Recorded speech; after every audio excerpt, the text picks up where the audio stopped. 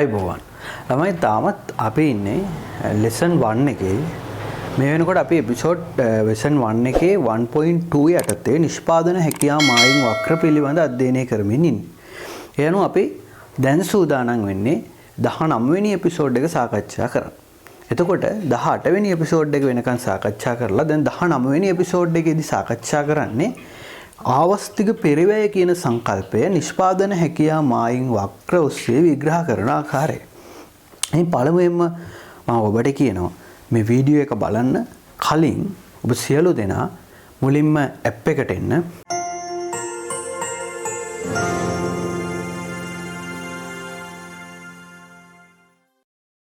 App එකේ 12 වසරට අදාළ පාඩම් සහ 13 වසරට අදාළ පාඩම් වෙනම තියෙනවා. ඒක 12 වසරට අදාළ පාඩම් වල lesson 1 පළවෙනි ඒකකය lesson 1 එකට ගිහිල්ලා 1.2 යටතේ නිෂ්පාදන හැකියාව මායිම් වක්‍ර කොටසේ තියෙනවා 19 වෙනි episode එක. ඒකට අදාළ PDF එක තියෙනවා ටියුට් එක. ඔබ ඒ PDF එක download කරලා print out එකක් අරගෙන පිටු 4ක කොටසක් තියෙන්නේ. ආවස්තික පෙරවැයට අදාළ සටහන print out එකක් අරගෙන ඒ නිබන්ධනය ඔබේ අතටපත් කරගන්න. ඊට පස්සේ මේ වීඩියෝ එක බලන්න. එහෙනම් මම දැන් සාකච්ඡා කරන්න සූදානම් වෙන්නේ ආවස්තික පෙරවැය කියන කොටස ගැන. right. මුලින්ම මම කතා කරන්නම්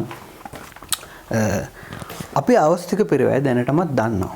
මතක ඇති මම 15 වෙනි එපිසෝඩ් එකකින් 16 වෙනි එපිසෝඩ් එකකින් හැකියාව මායිමක් අඳිනකොට පැහැදිලි කරලා දුන්නා කොහොමද ආවස්තික පෙරවැය කියන එක අපි කතා කරන්නේ. එතකොට හැකියාව මායිම මත එක තැනකින් ඉඳන් තව තැනකට යනකොට ආවස්තික පෙරවැය ඇති වෙනවා. ගණනය කරන්නේ කොහොමද? right. එහෙනම් මම පුංචි උදාහරණයක් ගන්නම් බලන්න. අපිට මේ ආවස්තික පෙරවැය ගැන කතා කරද්දී ළමයි සාකච්ඡා කරන්න පුළුවන් සංයෝග දෙකක් තියෙනවා. මම ගන්නම් ළමයි x බාණ්ඩ y බාණ්ඩ කියලා. right. පළවෙනිම දේ තමයි මෙන්න මේ නිෂ්පාදන හැකියාව මායිම් වක්‍රය ගත්තාම මෙන්න මේ හැකියාව මායිම් වක්‍රය මත ලක්ෂයක් ගත්තොත් මෙන්න මේ හැකියාව මායිම් වක්‍රය මත ලක්ෂයක් ගත්තොත් තමයි මම මේකට කියන්නම් a කියලා. a කියලා. දෙක හැකියාව මායිම තුල ලක්ෂයක් ගත්තොත් තමයි මම මේකට කියන්නම් b කියලා. මම කතා කරන්නේ හැකියාව මායිම මත ලක්ෂයක් සහ තුල ලක්ෂයක් ගැන. ළමයි හැකියාව මායිම මත ලක්ෂයක් නැත්නම් හැකියාව මායිම මත නිෂ්පාදන සංයෝගයකට අපි කියනවා මෙන්න මේ A කියන සංයෝගය ආවස්තික පිරිවැයක් සහිත කියන්නේ වචනේ ආවස්තික පිරිවැයක් සහිත නිෂ්පාදන සංයෝගයක්. ආවස්තික පිරිවැයක් සහිත නිෂ්පාදන සංයෝගයක්. හැකියාව මායිම තුල පිහිටන නිෂ්පාදන සංයෝග වලට අපිට කියන්න පුළුවන් මොකක් කියලාද? ආවස්තික පිරිවැයකින් තොර නිෂ්පාදන සංයෝගයක්. ආවස්තික පිරිවැයක් සහිත ආවස්තික පිරිවැයකින් තොර.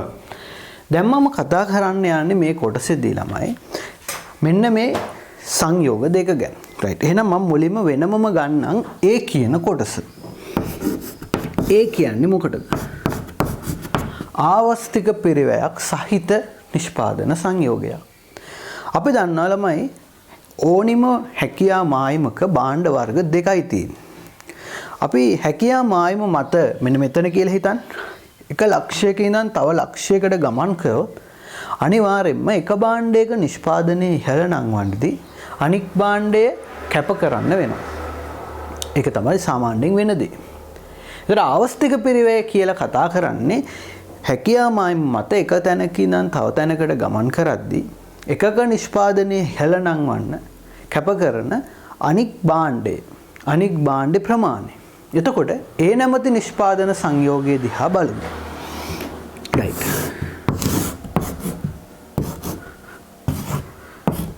x බාණ්ඩ y බාණ්ඩ බලන්න. තමයි මම ගන්නවා උදාහරණයක්. හැකියාව මායිම මත ලක්ෂයක් ලකුණු කරන්නම් A කියලා. ඒ ලක්ෂෙදී x බාණ්ඩ 100යි y භාණ්ඩ 400යි. ඒ ලක්ෂණය. ඊළඟට මම ඔහොමම ලක්ෂයක් ගන්නවා ළමයි හැකියා මායිම මත b කියලා. මෙන්න මේ b ලක්ෂෙදී x භාණ්ඩ 200යි y භාණ්ඩ 200යි. රයිට්. අපි බලමු රූප සටහන දිහා. හැකියා මායිම මත පිහිටන a ලක්ෂයේ ඉඳන් b ලක්ෂය කරා ගමන් කරද්දී මොකද වෙලා තියෙන්නේ? x භාණ්ඩ නිෂ්පාදනය 100ක් තිබ්බ එක 200 වෙනකන් කීයකින් වැඩි වෙලාද? 100කින් වැඩි වෙලා. y භාණ්ඩ නිෂ්පාදනය 400ක් තිබ්බ එක 200 වෙනකන් 200කින් අඩු වෙලා. ළමයි. එහෙනම් හැකියා මායිම මත a ලක්ෂයේ ඉඳන් b ලක්ෂයට යද්දී x භාණ්ඩවල නිෂ්පාදනය වැඩි වෙනකොට x භාණ්ඩ නිෂ්පාදනයේ ආවස්තික පරිවැය ඇති වෙන ආකාරය මේ රූප සටහනේ පේනවා. මොකද x භාණ්ඩ නිෂ්පාදනයේ ඉහළ නංවන්න y භාණ්ඩ නිෂ්පාදනය මොනවා කරලාද? කැප කරලා. එහෙනම් හැකියා මායිමේ a සිට b ට ගමන් කරද්දී x භාණ්ඩ නිෂ්පාදනය 100 ඉඳන් 200 දක්වා 100කින් වැඩි වෙනකොට y භාණ්ඩ නිෂ්පාදනය 400 ඉඳන් 200 දක්වා 200කින් අඩු වෙලා. x වැඩි කරන්න y කැප කරලා. ඔන්න අවස්තික පෙරය. ළමයි මේකේ තියෙනවා ප්‍රධාන සංකල්ප දෙකක්. එකක් තමයි මුළු ආවස්තික පිරිවැය. මුළු ආවස්තික පිරිවැය. මේ මුළු ආවස්තික පිරිවැය කියන එකෙන් අදහස් කරන්නේ x a සිට b ට යද්දී x භාණ්ඩ 100ක්නේ නිෂ්පාදනය වැඩි කරන්නේ. x භාණ්ඩ නිෂ්පාදනය 100කින් වැඩි කරන්න කැප කරන y භාණ්ඩ එකක කීයද? 200. එහෙනම් a සිට b ට ගමන් කිරීමේදී a සිට b ට ගමන් කිරීමේදී මුළු ආවස්තික පරිවැය කියන්නේ x භාණ්ඩ 100ක් නිපදවන්න කැප කරපු y භාණ්ඩ 200ක ප්‍රමාණය. එන්න 200යි මොන භාණ්ඩද? y භාණ්ඩ. එහෙනම් මම මේක නැවත වතාවක් කියන්න. හැකියා මායිම මත පිහිටි a ලක්ෂයේ සිට b ලක්ෂය කරා ගමන් කරද්දී ඒකේ ආවස්තික පරිවැය කොටස් දෙකයි. එකක් මුළු ආවස්තික පරිවැය, අනික එක ආන්තික ආවස්තික පරිවැය. මම මුලින්ම කතා කරන්නේ මුළු ආවස්තික පරිවැය. මුළු ආවස්තික පරිවැය අපි රූප සටහන දිහා බැලුවහම අපිට තේරෙනවා x භාණ්ඩ 100 ඉඳන් 200 දක්වා 100කින් වැඩි කරන්න කැප කරන y භාණ්ඩ ප්‍රමාණය 400 ඉඳන් 200 වෙනකන් 200යි. එහෙනම් කැප කරන y භාණ්ඩ එකක 200 තමයි a සිට b ට යද්දි මුළු ආවස්තික පරිවැය. පැහැදිලි? එහෙනම් මම කතා කරන්නම් ඔහොම a සිට b ට යද්දි මොන ආවස්තික පරිවැයද? ආන්තික ආවස්තික පරිවැය. සාමාන්‍යයෙන් මම කිව්වා අපි a සිට b ට යද්දි නිෂ්පාදනය වැඩි වෙන්නේ කාගේද? x භාණ්ඩවල. එහෙනම් අපි ආන්තික ආවස්තික පරිවැය නැත්තම් ආවස්තික පරිවැය ගණනය කරද්දි කතා කරන්නේ නිෂ්පාදනය වැඩි වෙන භාණ්ඩ. එහෙනම් a සිට b ට යද්දි ආන්තික ආවස්තික පරිවැය මොන භාණ්ඩවලද? x භාණ්ඩවල. එතකොට මතක තියාගන්න තමයි නිෂ්පාදනය වැඩි වෙන භාණ්ඩය මොකක්ද? නිෂ්පාදනය වැඩි වෙන භාණ්ඩ a සිට b ට යද්දි නිෂ්පාදනය වැඩි වෙන x භාණ්ඩ. එහෙනම් x භාණ්ඩ නිෂ්පාදනය වැඩි වෙනවා නම් ආවස්තික පරිවැයක් ඇති වෙන්නේ x භාණ්ඩවල. එහෙනම් අපි හොයන්නේ කාගේ ආවස්තික පරිවැයද? x භාණ්ඩවල ආවස්තික පරිවැය. හැබැයි අපි කතා කරන්නේ මුළු ආවස්තික පරිවැයද ආන්තික ආවස්තික පරිවැයද ළමයි? ආන්තික ආවස්තික පරිවැය. ආන්තික මුළු ආවස්තික පරිවැය කියන්නේ x 100ක් හදන්න කැප කරපු 200. හැබැයි ආන්තික ආවස්තික පරිවැය කියන්නේ ළමයි x භාණ්ඩ එකක් හදන්න කැප කරන y භාණ්ඩ ප්‍රමාණය. පැහැදිලි? මොකක්ද එහෙනම් ආන්තික ආවස්තික පරිවැය කියන්නේ x භාණ්ඩ එකක් හදන්න කැප කරන y භාණ්ඩ ප්‍රමාණය. එහෙනම් a සිට b ට යද්දී x භාණ්ඩවල ආන්තික ආවස්තික පරිවැය සමානයි. අපි හොයන්නේ x භාණ්ඩවල ආවස්තික පරිවැයනේ. එහෙනම් මම ඕගොල්ලන්ට කලිනුත් කියලා දීලා ඇති ආන්තික ආවස්තික පරිවැය හොයද්දී අපි x භාණ්ඩ නිෂ්පාදනය වැඩි වෙනවා නම් අපි හොයන්නේ x භාණ්ඩවල ආන්තික ආවස්තික පරිවැය. එහෙම හොයද්දී කවුද? x භාණ්ඩ නිෂ්පාදනයේ වෙනස හෙවත් ඩෙල්ටා x භාණ්ඩ යටට දාලා y භාණ්ඩ නිෂ්පාදනයේ වෙනස හෙවත් ඩෙල්ටා y භාණ්ඩ උඩට දානවා. බලන්න සමීකරණ. right. එහෙනම් ආදේශ කරොත් a සිට b ට යද්දී x භාණ්ඩ නිෂ්පාදනය කීයකින් වැඩිද? 100 ඉඳන් 200 දක්වා 100කින් වැඩි. y භාණ්ඩ නිෂ්පාදනය 400 ඉඳන් 200 දක්වා කීයකින්ද? 200කින් අඩුයි. එතකොට උත්තරේ එනවා ඍණ 2යි මොන භාණ්ඩද? y භාණ්ඩ. බලන්න ළමයි. ඍණ 2යි මොන භාණ්ඩද? y භාණ්ඩ. ඒකේ අදහස මොකද්ද? ඒකේ අදහස තමයි a සිට b ට යද්දී මුළු අවස්ථේ ප්‍රය කියන්නේ x භාණ්ඩ 100ක් හදන්න y භාණ්ඩ 200ක් කැප කරනවා. ඒක තමයි මුළු අවස්ථික ප්‍රය. හැබැයි ආන්තික අවස්ථේ ප්‍රය කියන්නේ a සිට b ට යද්දී x භාණ්ඩ එකක් හදන්න කැප කරන y භාණ්ඩ ප්‍රමාණය කීයක් කැප කරනවද? 2ක් කැප කරනවා. ඕක තමයි පළවෙනිම දේ. එහෙනම් මතක තියාගන්න හැකියාමායිම මත නිෂ්පාදන සංයෝගයක සිට එක භාණ්ඩයක නිෂ්පාදනය වැඩි කරනවා කියන්නේ අනිවාර්යයෙන්ම ඒ භාණ්ඩයේ නිෂ්පාදනය ඉහළ නම් වන්න මේ තින්නේ a සිට b ට යන ඉහළ නම් වන්න අනික් භාණ්ඩය කැප කරනවාමයි. a සිට b ට ගියොත් x වැඩි y අඩුයි. බැරිලා හරි b සිට a ට આવොත් එහෙම y නිෂ්පාදනය වැඩි වෙලා x නිෂ්පාදනය අඩු වෙනවා. පැහැදිලි? ඒ නිසා හැකියාමායිම මත එක තැනක නම් තව තැනකට යනවා කියන්නේ අනිවාර්යයෙන්ම මොන පිරිවැයක් හට ගන්නවද ළමයි? ආවස්තික පිරිවැයක් හට ගන්නවා. ඒ නිසා හැකියාමායිම මත නිෂ්පාදන සංයෝගවලට අපි කියනවා මොන සංයෝගද? ආවස්තික පිරිවැයක් සහිත නිෂ්පාදන සංයෝග. දැන් අපි කතා කරන්න යන්නේ ළමයි හැකියාමායිම තුල නිෂ්පාදන සංයෝග ගැන. මේ B කියලා පෙන්වුවේ රූප සටහන. B කියන්නේ මොකක්ද? B කියන්නේ ආවස්තික පිරිවැයකින් තොර නිෂ්පාදන සංයෝග ගැන කතා කරමු. එහෙනම් මම මෙන්න මේක වෙනම කතා කරන්න මෙහෙම ඉරක් ගහලා වෙන් කළා බලන්න. හරි. right. අංක 2 B. දැන් හැකියාමායිම මත පිහිටද්දී ළමයි මත එක ලක්ෂයක ඉඳන් තව ලක්ෂයකට යනවනම් ඒක සමහරට මෙහි පැත්තට වෙන්නත් පුළුවන් මේ පැත්තට වෙන්නත් පුළුවන්. ඒක ප්‍රශ්නයක් නෑ. හරි. ඉහළ ඉඳන් පහළට ගියොත් x නිෂ්පාදනය වැඩි වෙලා y නිෂ්පාදනය අඩු වෙනවා. පහළ ඉඳන් ඉහළට ගියොත් y නිෂ්පාදනය වැඩි වෙලා x නිෂ්පාදනය අඩු වෙනවා. හැබැයි දැන් හැකියාමායිම තුල ලක්ෂයක තියෙනවා ඊට වඩා වෙනස් දෙයක්. බලමු අපි හැකියාමායිම තුල ලක්ෂයක් ගැන කතා කරන්නේ. මෙන්න මම රූප සටහනක් ගන්නවා බලන්න ළමයි. right.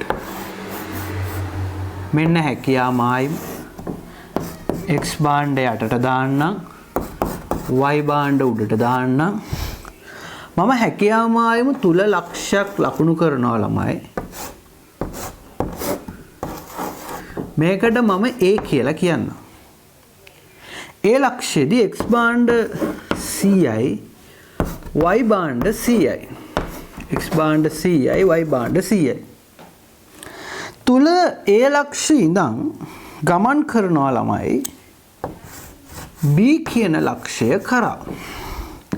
මෙන්න තියෙනවා b ලක්ෂය. b ලක්ෂයට ගියාම b ලක්ෂෙදී x භාණ්ඩ 200යි y භාණ්ඩ 100යි. දැක්කද? a සිට b ට යද්දී x නිෂ්පාදනය වැඩි වෙලා 200ට 100 ඉඳන් y නිෂ්පාදනය ස්ථාවරව තියෙනවා. තව අවස්ථාවක් a ලක්ෂය නම් මම යනවා ළමයි c ලක්ෂයට. මෙන්න තියෙන c ලක්ෂය. c ලක්ෂයට ගියාම c ලක්ෂෙදී y භාණ්ඩ නිෂ්පාදනය 200යි. එහෙනම් a සිට c ට ගියොත් x නිෂ්පාදනය 100ක් විදිහට තියෙද්දි y නිෂ්පාදනය 100 ඉඳන් 200ට වැඩි වෙලා. right. ඔහොමම මම යන්නම් a සිට d ලක්ෂයට. තමයි d ලක්ෂය මෙන්න මෙතන තියෙන්නේ. d ලක්ෂයට ගියොත් d ලක්ෂය බැලුවාම අපිට තේරෙනවා x භාණ්ඩ 150යි y භාණ්ඩත් 150යි. දැන් දැක්කද? එහෙනම් ඔන්න මම ඔයාට රූප සටහන අරන් පෙන්නුවා. ඔන්න බලන්න පළවෙනි එක. මම වෙනම ගන්නම්කෝ. ඔන්න x භාණ්ඩ. ඔන්න y භාණ්ඩ. ඔන්න x භාණ්ඩ ඔන්න y භාණ්ඩ. පළවෙනි අවස්ථාව ළමයි a ලක්ෂයේ සිට b ලක්ෂය කරා. right. a ලක්ෂයේදී x භාණ්ඩ 100යි y භාණ්ඩ 100යි. b ලක්ෂයට ගියාම b ලක්ෂය x භාණ්ඩ 200ක් වෙලා y භාණ්ඩ කීයද? 100යි. එහෙනම් හොඳට බලන්න හැකියාමායිම තුල පිහිටන a ලක්ෂය සිට b ලක්ෂය කරා ගමන් කරද්දී y භාණ්ඩ නිෂ්පාදනය 100ක් ලෙස නොවෙනස්ව තිබියදී x භාණ්ඩ නිෂ්පාදනය 100 සිට කීය දක්වාද 200 දක්වා වැඩි වෙලා. පැහැදිලිද? එහෙනම් හැකියාව මායිම තුල A ලක්ෂ ඉඳන් B ලක්ෂයට යද්දී x නිෂ්පාදනය වැඩි වෙලා විතරයි මෙතින් y නිෂ්පාදනයේ කිසිදු කැපකිරීමක් කරලා තියෙනවද? නැහැ. එහෙනම් A සිට B ට යද්දී y භාණ්ඩ නිෂ්පාදනය නොවෙනස්ව තිබියදී x භාණ්ඩ නිෂ්පාදනය පමණක් ඉහළ ගිහිල්ලා. පැහැදිලි? ඔය විදිහට මම A සිට යන්නම් C ට. මොන බලන්න මම මේ පැත්තෙම ගන්නම්. තව එක තැන A C x භාණ්ඩ y භාණ්ඩ ඒ අවස්ථාවේදී x භාණ්ඩ 100යි y භාණ්ඩ 100යි C අවස්ථාවට ගියාම x භාණ්ඩ 100 එහෙමම තියෙද්දි y භාණ්ඩ කීයක් වෙලාද 200ක් වෙලා.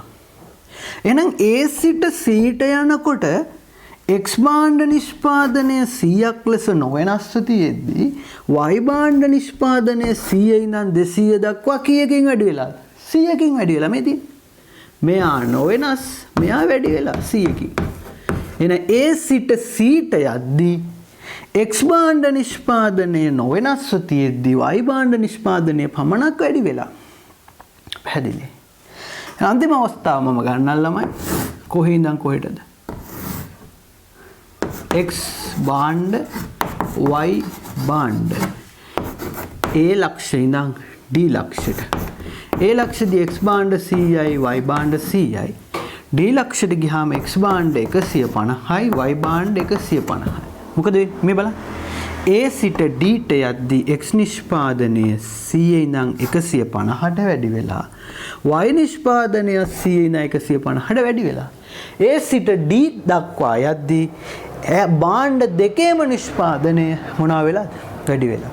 එහෙනම් මතක තියාගන්න හැකියාව මායිම තුල එක් නිෂ්පාදන සංයෝගයක සිට තවත් නිෂ්පාදන සංයෝගයක් කරා ගමන් කරද්දී එක් භාණ්ඩ වර්ගයක හෝ භාණ්ඩ වර්ග දෙකෙහිම නිෂ්පාදනය කිසිදු කැපකිරීමකින් තොරව ආවස්තික පරිවැයකින් තොරව ඉහළ නංවන්න පුළුවන්. මොකද අපි මේ රූප සටහන දැක්ක A සිට B ට ගියොත් x වැඩි වෙනවා y වෙනස් වෙන්නේ කැප කරන්නේ.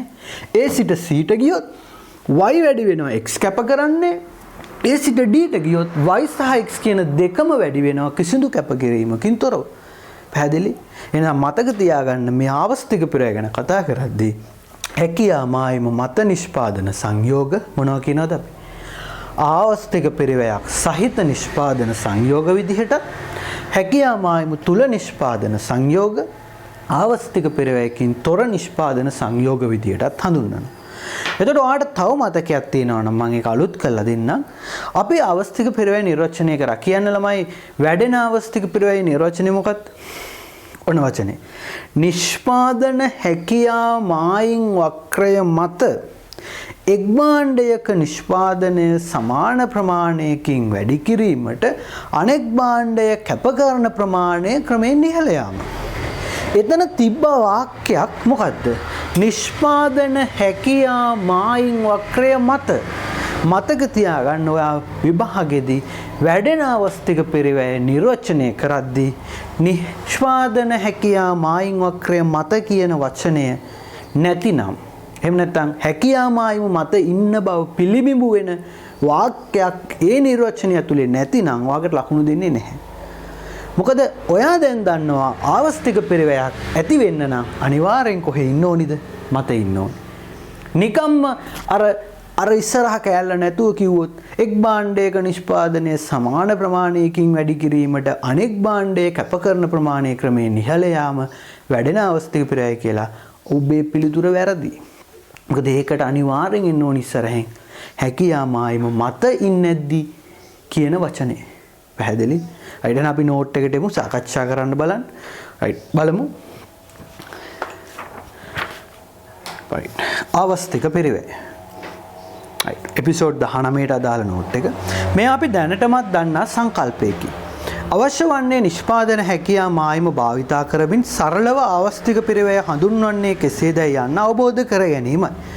ආවස්තික පිරිවැය යනු කිසියම් විකල්ප නිෂ්පාදන අවස්ථාවක් තෝරා ගැනීමේදී ඒ වෙනුවෙන් අත්හරින හොඳම විකල්පය වටිනාකම. මොකද අපි අර පස්වෙනි හතරවෙනි එපිසෝඩ් එකට පස්වෙනි එපිසෝඩ් එකට යද්දී සාකච්ඡා කරා ආවස්තික පිරිවැය මුලින්ම සංකල්පවල. ඒ අතහරපු හොඳම විකල්පය වටිනාකම. ඒක නෙමෙයි මේ කතා කරන්නේ හැකියා මායිම ඇසුරින්. නිෂ්පාදන හැකියා මායිමක් මත පිහිටන නිෂ්පාදන සංයෝග හයිලයිට් කරන්න ආවස්තික පිරිවැයක් සහිත නිෂ්පාදන සංයෝග ලෙස හඳුන්වයි. ආවස්තික පිරිවැයක් සහිත බව හෙවත් ධනාගයක් ගන්නා බව ප්‍රකාශ වීමෙන් අදහස් වන්නේ ආවස්තික පිරිවැයක් පවතින බව. මොකද ළමයි හැකියා මායිම මත ඉන්නේ නැද්දි ඒකේ තේරුම ආවස්තික පිරිවැයක් තියෙනවා කියන එක. ඒකයි ආවස්තික පිරිවැය ධනාගයක් ගන්නවා කියන එක අදහස් කරන්නේ තියෙනවා කියන එක. හැකියා මායිම මත කවර ලක්ෂ දෙකක් අතරේ ගමන් කරත් ආවස්තික පිරිවැයක් ඇතිවීම අනිවාර්ය වේ. මෙතන ඉඳන් මෙහෙට ගියත් අනිවාර්යෙන් ආවස්තික පිරිවැයක් ඇති වෙනවා. දෙක. බලමු ඊළඟ ඡේදය. නිෂ්පාදන හැකියා මායිමක් තුල පිහිටන නිෂ්පාදන සංයෝග ආවස්තික පිරිවැයකින් තොර නිෂ්පාදන සංයෝග ලෙස හඳුන්වයි. ඒකේ හයිලයිට් කරන්න ආවස්තික පිරිවැයකින් තොර නිෂ්පාදන සංයෝග. මොකද තුල ආවස්තික පිරිවැයක් තියෙද නැහැ. තුල එක තැනකින් ඉඳන් තව තැනකට ගියාට එකක් වැඩි වුණාට අනික කැප කරන්නේ නැහැ. සමහර අවස්ථාවල දෙකම වැඩි වෙනවා කැපකිරීමකින් තොර. ආවස්තික පිරිවැයකින් තොර බව හෙවත් ඍණාගයක් ගන්නා බව ප්‍රකාශ වීමෙන් අදහස් වන්නේ ආවස්තික පිරිවැයක් නොමැති බවයි. එවැනි සංයෝගයක සිට කිසිදු කැපකිරීමකින් තොරව එක් භාණ්ඩයක හෝ භාණ්ඩ වර්ග දෙකෙහිම නිෂ්පාදනය ඉහළ නැංවිය හැකි වේ. එබැවින් ආවස්තික පිරිවැයක් හට නොගනී. රූප සටහන තියෙනවානේ.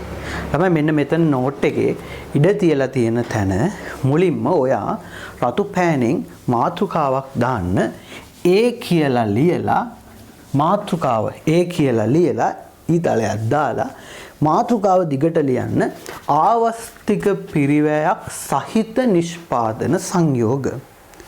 ආවස්තික පිරිවැයක් සහිත නිෂ්පාදන සංයෝග කියලා රතු පෑනේ මාතෘකාව දාන්න එතන යට ඉඩ තියෙන තැනට. දාලා ඔයා අඳින්න ඕනි ළමයි මෙන්න මේ රූපේ. ඔයාට මතක ඇති මෙන්න මේ රූපේ අඳින්න ඕනි. මේ රූපේ අඳින්න ඕනි. මූලයට අවතල හැකියා මායිමක් ඇඳලා යටට x භාණ්ඩ උඩට y භාණ්ඩ දාලා හැකියා මායිම මත a ලක්ෂය ලකුණු කරලා පෙන්නන්න. x 100යි y 400යි b ලක්ෂය x 200යි y 200යි. a b කියලා ලකුණු කරලා ඊතලයේ ගමන් කරනවා පෙන්වන්නේ a සිට b ට. යටින් පෙන්වන්න පොඩියට සංගලවරහනක් දාලා a සිට b ට යද්දී කීයකින් වැඩිද? 100කින් වැඩි. a සිට b ට යද්දී කීයකින් අඩුයිද මෙතන? ඍණ 200යි. මෙන්න මේ රූප සටහන දාන්න. මෙන්න මේ රූප සටහන දාලා එහා පැත්තේ ඔයාට ඉඩ තියෙනවා ළමයි ලියන්න. පැහැදිලි? right ලියන්න. හැකියා මායිම මත A ලක්ෂයේ සිට B ලක්ෂය කරා ගමන් කරන විට X භාණ්ඩ නිෂ්පාදනය 100 සිට 200 දක්වා ඉහළ යන අතර Y භාණ්ඩ නිෂ්පාදනය 400 සිට 200 දක්වා පහත වැටේ. X භාණ්ඩ නිෂ්පාදනය ඒකක 100කින් ඉහළ නැංවීම සඳහා Y භාණ්ඩ නිෂ්පාදනය ඒකක 200ක් කැප කරයි. මෙය මුළු ආවස්තික පිරිවැය වේ. මුළු ආවස්තික පිරිවැය යනුවෙන් අදහස් වන්නේ X භාණ්ඩ නිෂ්පාදනය ඉහළ නංවන ප්‍රමාණය වෙනුවෙන් කැප කරන Y භාණ්ඩවල මුළු ප්‍රමාණයයි. පැහැදිලි? රූලක් ඇරලා ලියන්න. A සිට B දක්වා හැකියා මායිම මත ගමන් කරන විට X භාණ්ඩ නිෂ්පාදනය ඉහළ නැංවීමේ ආන්තික ආවස්තික පිරිවැය පහත පරිදි ගණනය කළ හැකි වේ. එහෙම කියලා ඔයා දාන්න ඕනි ළමයි මෙන්න මේ සමීකරණය. ආන්තික ආවස්තික පිරිවැය කාගේද? X භාණ්ඩවල. දාන සමීකරණේ ඩෙල්ටා x භාණ්ඩ යටට ඩෙල්ටා y භාණ්ඩ උඩට. භාණ්ඩ A සිට B ට යද්දි කියන එකත් මෙතන දාන්න. මෙතනම A සිට B ට යද්දි A සිට B ට යද්දී ආන්තික ආවස්තික පිරුව x භාණ්ඩ. එතකොට x භාණ්ඩ නිෂ්පාදනයේ 100කින් වැඩි y භාණ්ඩ නිෂ්පාදනයේ 200කින් වැඩි. උත්තරේ ඍණ 2යි මොන භාණ්ඩද ළමයි? y භාණ්ඩ. මේක සූත්‍රය දාලා සමීකරණය දාලා ආදේශ කරලා ගන්න. right එතන ලියන්න මෙහෙම මේක ආදේශ කරලා ගත්තට පස්සේ ඒක යටින් දාන්න මෙහෙම A සිට B දක්වා ගමන් කරන විට එහි ආන්තික ආවස්තික පිරිවැය ඍණ 2යි y භාණ්ඩ යනුවෙන් අදහස් වන්නේ A සිට B දක්වා ගමන් කිරීමේදී x භාණ්ඩ නිෂ්පාදනය එක් ඒකකයකින් ඉහළ නැංවීම සඳහා කැප කරන y භාණ්ඩ ප්‍රමාණය 2ක් බවයි. එය මෙහි ආන්තික ආවස්තික පිරිවැය වේ. පැහැදිලි? right එහෙනම් ඔන්න පළවෙනි A කියන සංයෝගය පැහැදිලි කරා. ඒ කියන්නේ කවුද? ආවස්තික පිරිවැයක් සහිත නිෂ්පාදන සංයෝග. right දැන් ඔයා රතු පෑනෙන් දාන්න ඊළඟ මාතෘකාව B. ආවස්තික පිරිවැයකින් තොර නිෂ්පාදන සංයෝග. පැහැදිලි? එහෙම දාලා ඔයා අඳින්න ඕනි ළමයි මෙන්න මේ මම ඇඳපු රූප සටහන. මම මේක මකලා පැහැදිලි කරලා දෙන්න. right. බලන්න. මේක ඇඳුවොත් මෙන්න මේ විදිහට එන්නේ. right. මුලින්ම ඔයා මූලයට අවතල හැකියාමායිම අදින්න. මුලින්ම ඔයා මූලයට අවතල හැකියාමායිම අදින්න. ඇඳලා යටට x භාණ්ඩ උඩට y භාණ්ඩ දාන්න. දාලා හැකියාමායම තුල ලක්ෂයක් ලකුණු කරන්න ළමයි A කියලා. ලකුණු කළා එතනදී x භාණ්ඩ 100යි y භාණ්ඩ 100යි. දැන් ඔයා ඊතලයක් දාලා පෙන්නන්න එහෙම්මම ඒ විදිහටම ඊතලයේ ඉස්සරහට යවන්න. යවුවාම ඒක හැකියාමායම මතට ගිහින් තියෙනවා B ලක්ෂය කරා. B ලක්ෂයේදී ළමයි පෙන්නන්න x භාණ්ඩ 200යි y භාණ්ඩ 100යි. ඊළඟට තව ඊතලයක් ගන්න A ලක්ෂයේ ඉඳන් C ලක්ෂයට.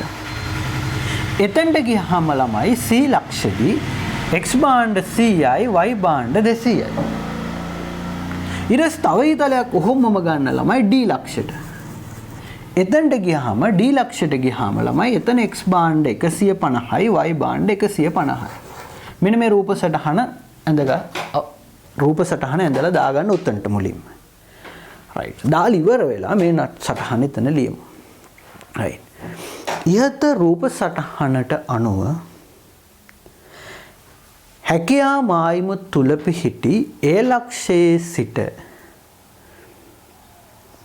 නිෂ්පාදන සංයෝගය තවත් ලක්ෂයක් කරා වෙනස් වන විට පහත පරිදි වෙනස් වීම ඇති වේ. right. දාන පළවෙනි තරුව හැකියා මායිම තුල පිහිටි A ලක්ෂයේ සිට B ලක්ෂය කරා ගමන් කරන විට y භාණ්ඩ නිෂ්පාදනය ඒකක 100ක් ලෙස නොවෙනස්ව තිබියදී x භාණ්ඩ නිෂ්පාදනය පමණක් 100 සිට 200 දක්වා වැඩි වේ. right. ඊළඟට දෙවෙනි තරුව හැකියා මායිම තුල පිහිටි A ලක්ෂයේ සිට C ලක්ෂය කරා ගමන් කරන විට x භාණ්ඩ නිෂ්පාදනය ඒකක 100ක් ලෙස නොවෙනස්ව තිබියදී y භාණ්ඩ නිෂ්පාදනය පමණක් 100 සිට 200 දක්වා වැඩි වේ. තුන්වෙනි තරුව හැකියා මායිම තුල පිහිටි A ලක්ෂයේ සිට D ලක්ෂය කරා ගමන් කරන විට x සහ y යන භාණ්ඩ වර්ග දෙකෙහිම නිෂ්පාදනය 100 සිට 150 දක්වා වැඩි වේ. තරු තුනම අවසానයි දැන්. ඊට යටින් රතු පෑනෙන් වාක්‍යයක් දාලා අවසන් කරන්න. ඒ අනුව හැකියා මායිම තුල පිහිටන නිෂ්පාදන සංයෝගයක සිට එක් භාණ්ඩ වර්ගයක හෝ භාණ්ඩ වර්ග දෙකෙහිම නිෂ්පාදනය කිසිදු කැපකිරීමකින් තොරව ඉහළ නැංවිය හැක. එබැවින් හැකියා මායිම තුල පිහිටන නිෂ්පාදන සංයෝගය ආවස්තික පිරිවැයකින් තොර නිෂ්පාදන සංයෝග ලෙස සලකයි. හරි. මේක තමයි මූලික කොටස. දැන් අපි මේකේ සටහන දාලා රූප සටහන දාලා අවසන් කළා. අන්තිමට මේ කොටසට අදාළ ප්‍රශ්න දෙකක් තියෙනවා. පසුගිය විභාග ප්‍රශ්න ළමයි අභ්‍යාස සංඛ්‍යා 6 යටතේ සාකච්ඡා කරනවා.